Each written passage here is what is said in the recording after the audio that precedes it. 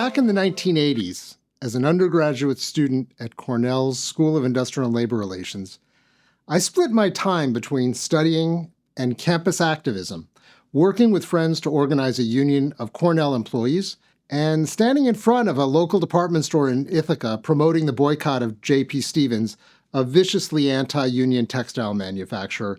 You may remember that 1980s film Norma Ray? That was J.P. Stevens. Anyway, some of these friends, after graduating, took a janitorial job at Cornell to organize from within. In contrast, following the old saying, those who can do and those who can't teach, I went on to graduate school. My rationale, scholarship is key to making the world a better place. Besides, as dedicated to the cause as I was, I couldn't imagine explaining to my immigrant parents how the money they put towards my tuition led me to a job cleaning toilets. Over the years, I've come to learn that I was not alone in my career decision and that many of those in our field were similarly drawn to academia out of an interest in having an impact and changing the world. We could have used our intellect for other pursuits, nearly all of which would have been more lucrative than academia, but we chose impact over income. Looking back after more than 30 years as a management scholar, I've come to recognize that as a science, we can't have an impact without being relevant. But with that impact comes responsibility. Publishing influential research is like lighting a beacon for leaders and policymakers to follow. It draws attention and ultimately shapes decisions, but it also carries the weight of being responsible for where our guidance takes those who trust us. Simply put, if we strive too hard for impact, we can put rigor and hence the very credibility of our science at risk. Navigating this tightrope between impact and rigor has become more challenging than ever, demanding that as a community of scholars, we work together to ensure that our science fulfills its potential to provide reliable and actionable, evidence-based insights into management and organization. With this aim in mind, I'd like to share with you 3 initiatives over the past year that the Academy of Management has taken with this objective in mind. First, we've engaged in reassessing the nature and measurement of scholarly impact. 20 years ago, Albert Bandura wrote that in the final analysis, the evaluation of a scientific enterprise in the social sciences will rest heavily on its social utility. However, with our focus on novelty and theoretical contribution, many have claimed that as a field, we've lost sight of the need to offer social utility. About 10 years ago, such concerns led the Academy of Management to undertake a study aimed at assessing the way we define and evaluate scholarly impact in management. Consistent with W.B. Cameron's statement that not everything that matters can be counted and not everything that can be counted matters, the findings from this study indicated that the key to enhancing the relevance and influence of our research lay in broadening our conceptualization and assessment of scholarly impact. While the study generated a number of useful recommendations, it unfortunately resulted in little change. Yes, various institutions such as the British Research Excellence Framework, REF, took steps at aiming to drive universities and business schools to take into account not only the quality of research outputs, but also their impact in terms of changes in policy, practice, or public understanding. But even in those countries taking similar steps, one can reasonably argue that these initiatives resulted in little more than window dressing. Business schools continue to assess their faculty largely on the basis of citation rates and their derivatives like an H-score, or count the number of publications in a small number of highly ranked journals, those with high journal impact factors, despite the fact that it's widely acknowledged that such an approach to assessment strongly incentivizes questionable research practices such as harking, p-hacking, selective reporting, and even data manipulation. Practices despaired of by Charles Babbage already 200 years ago when he was thinking about the nature of science. The lack of change is not surprising. Indeed, real change is unlikely to occur unless we adjust the payoff structures up the food chain.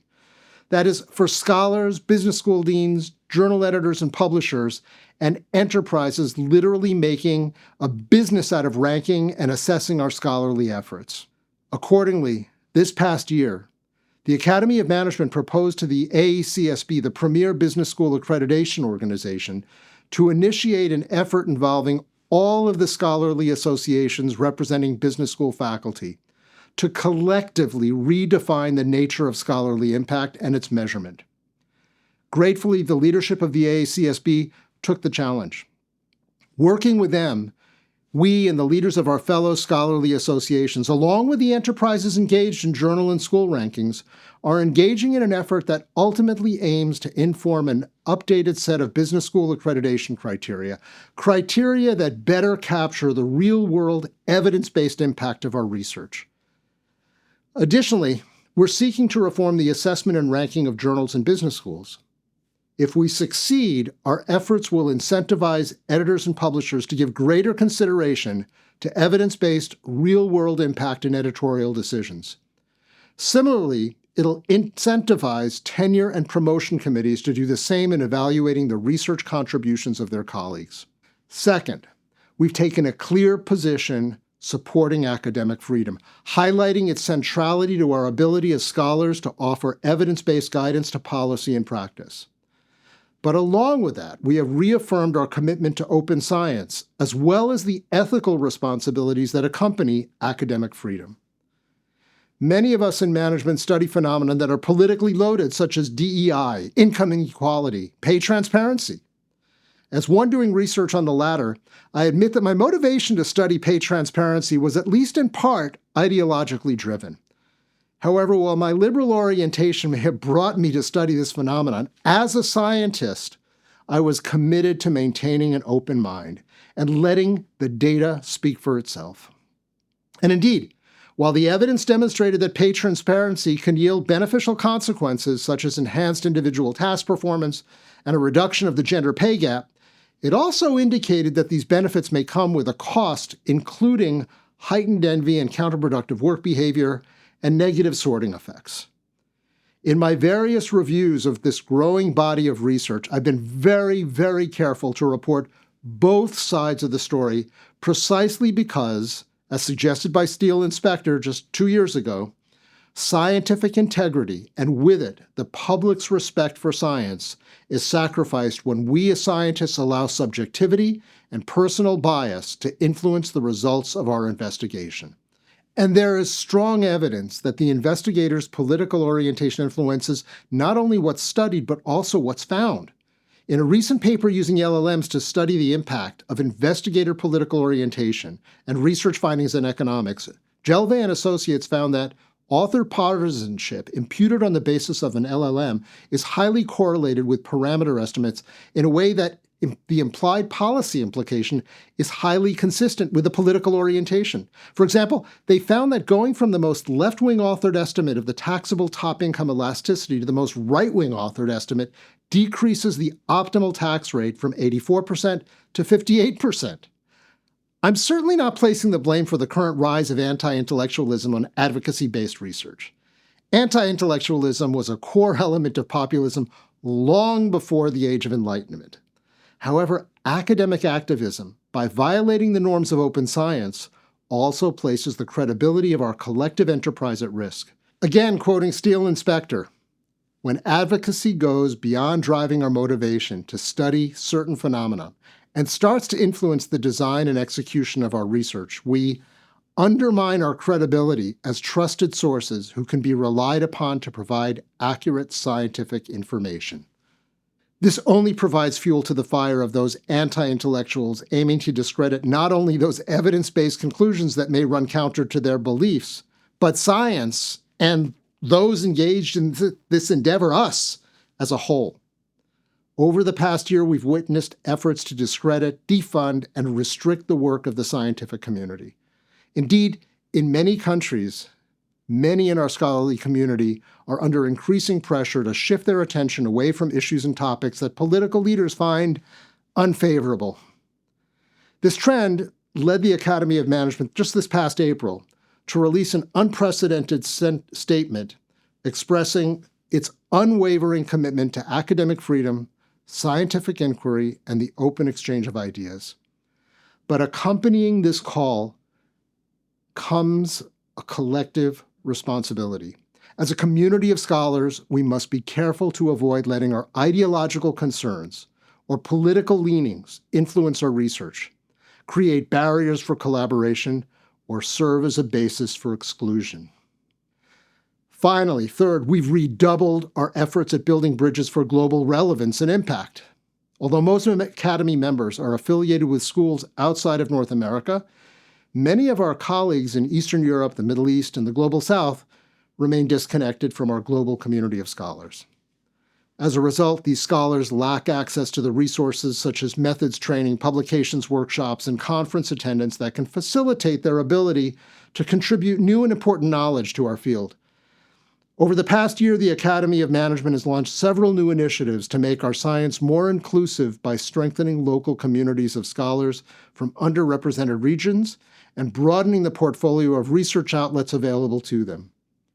In terms of the former, AOM has initiated new partnership arrangements with schools and regional affiliates that not only make Academy membership more affordable to scholars in underrepresented regions, but also ensure that these new members get enhanced access to critical resources. For example, in the Western Balkans, the Academy assigned institutional memberships with 10 business schools, providing their management faculty and students with access to all of the resources AOM has to offer, including support for local research conferences and on-site methods workshops. Additionally, AOM has partnered with Elsevier to launch new open access journals, with many of these journals targeted at serving underserved regions. Such efforts will not only increase the breadth of knowledge created by our community, but will also increase the relevance of management knowledge to executive, thought leaders, and policymakers in developing economies. But relevance and impact goes beyond simply expanding our global network of management scholars. It requires building bridges with those who we hope ultimately will benefit from the knowledge that we create. Recognizing that most scholars rarely have the requisite skills or time to effectively promote their research outside of scholarly circles, the Academy of Management has launched initiatives in this regard as well, building bridges with various organizations and institutions that are interested in making our evidence-based findings more accessible to those who can benefit from them. One of these initiatives involves helping a global consulting firm leverage short, practitioner-accessible versions of articles published in the Academy journals to enhance their work with practitioners, with their clients.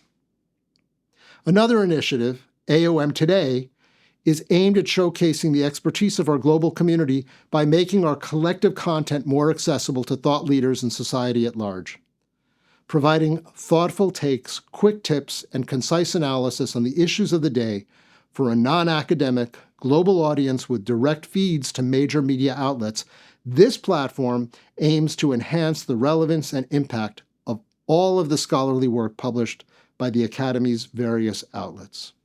Management scholars have been commiserating with one another over the scholar-practitioner gap for as long as I can remember. Indeed, our journals are filled with studies and commentaries concluding that we, as a community of scholars, need to do more to ensure that practitioners learn as much from us as we learn from them, and that we make our research more accessible to those our research is intended to influence.